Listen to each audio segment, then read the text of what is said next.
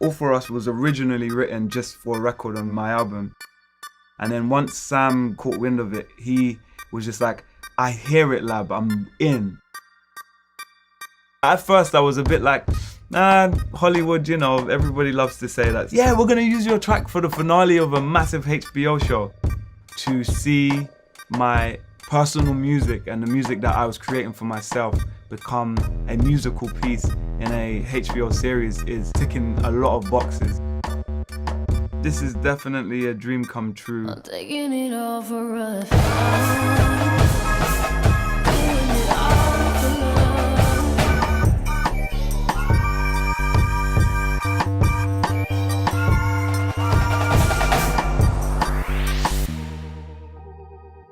What I love about All For Us is that it's a rounding up of Rue's dream. And her dream is to be clean, to be the better version of herself. All For Us is that song that's like, I can do it, I know I can do it. Zendaya being as talented as she is, I was like, hell yeah, this girl could kill this record.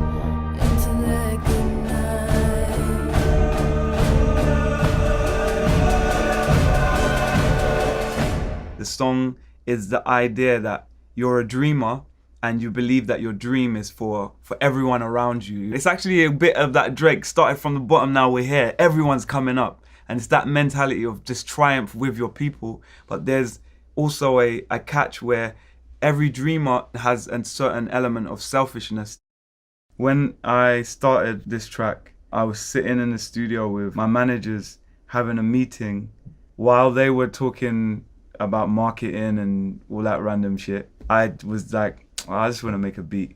So I just went off and started working on All For Us.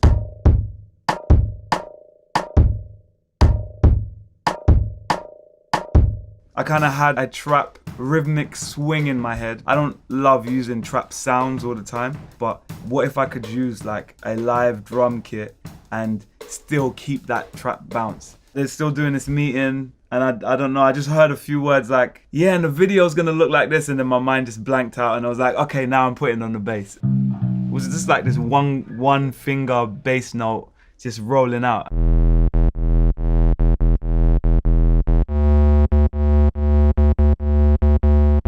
I'm originally from Jamaica, and every bass line, they say you have to rub up the bass line. When you play a bass line, you gotta rub it up. You gotta make sure it swings your head. I started thinking of this choir.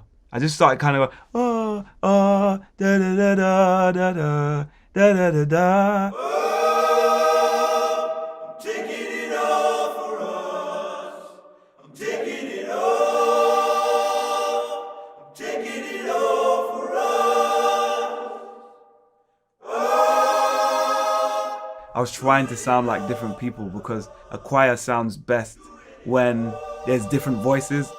I wanted it to feel like it was in like a cathedral or a church. One thing that really inspires me is like, what is it called? Oompa Loompa. That song, yeah, from Charlie and the Chocolate Factory, literally, every time I'm working on a record, I'm trying to sound like these guys. From there, I was like, I need something that carries the high register of the record. And so I was like, why don't I sample myself?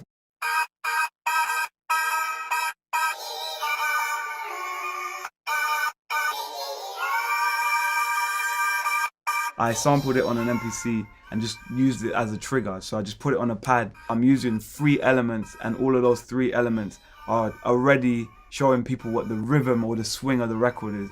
From there, it was just kind of adding extra mini elements and just stuff that helps develop the record. It's just like, what are the things that say that this record is you?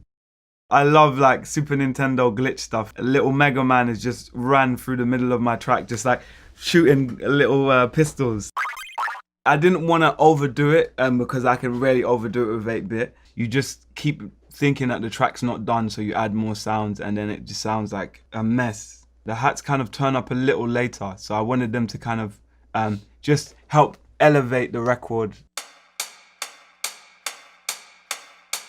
It was just to add some room because a lot of the sounds were pretty produced and programmed. It was just the bass, the drums, and the chipmunk. So I just wanted to have another element sitting over that.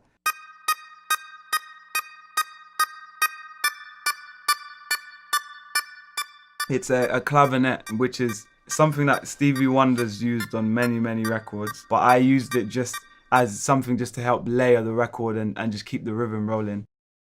I really love production that has elements of industrial sound, so I just kind of added this just to develop on the pre.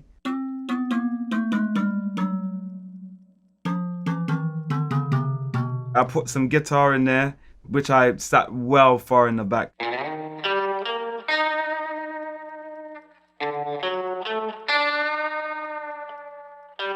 This was kind of inspired from like Kill Bill and a lot of those soundtracks. What I was really happy about is that even though I wasn't there, Zendaya was able to interpret every vibe and everything that I was doing. She could take on anything and figure out a way of expressing it in a way that works for the record. Mama making ends meet.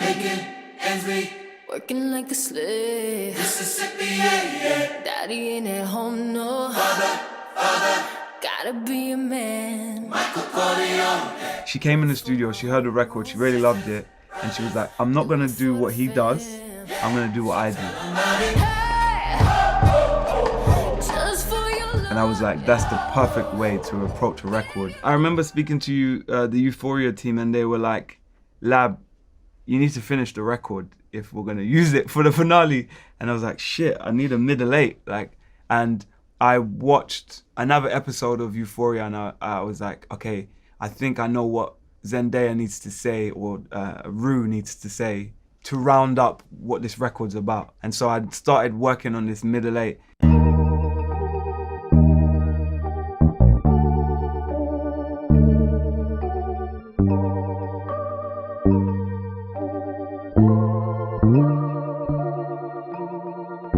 It was a jazz bass, my B3 Hammond, and a Celeste. And then I wanted to put the Celeste sound through chorus and a few delays and stuff, just to make it sound a bit wonky and a bit kind of psychedelic. The original record for All For Us had my family singing the chorus and singing the choir parts. They're also musicians and they tour with loads of artists and they put me to shame as a musician. I got them all in the studio and I was like, I would love to hear all these voices together. I wanted a choir rap. No one's really made a choir rap. Even a choir saying bitch, like no one's ever made a choir say bitch. So I was like, I'm gonna get them to say bitch and I'm gonna get them to like do this kind of flow that like maybe Kendrick would do.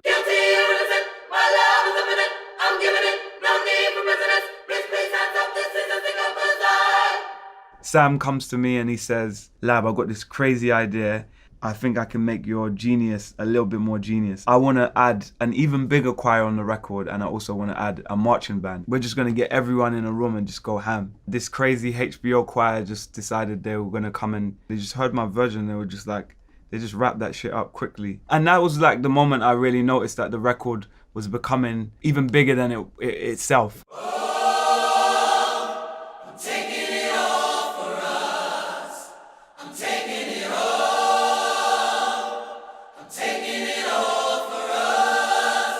The final bit that we worked on was just getting the marching band in.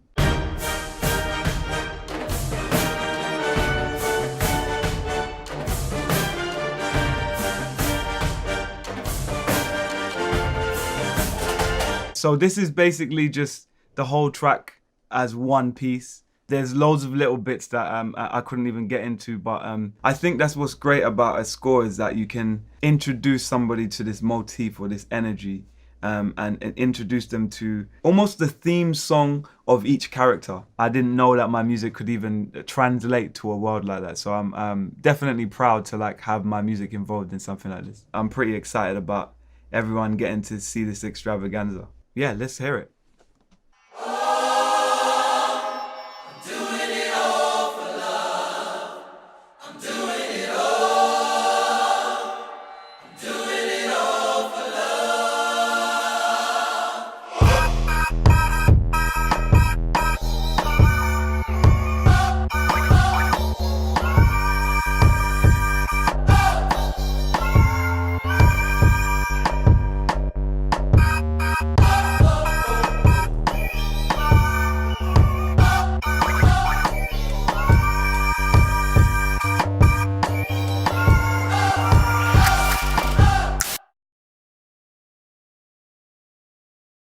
remember talking to one of my friends and he was like, it's kind of like you're downloading all of this information from the sky. So I kind of seem like I'm just talking to myself and I'll be like, da da da da, yeah, that sounds all right.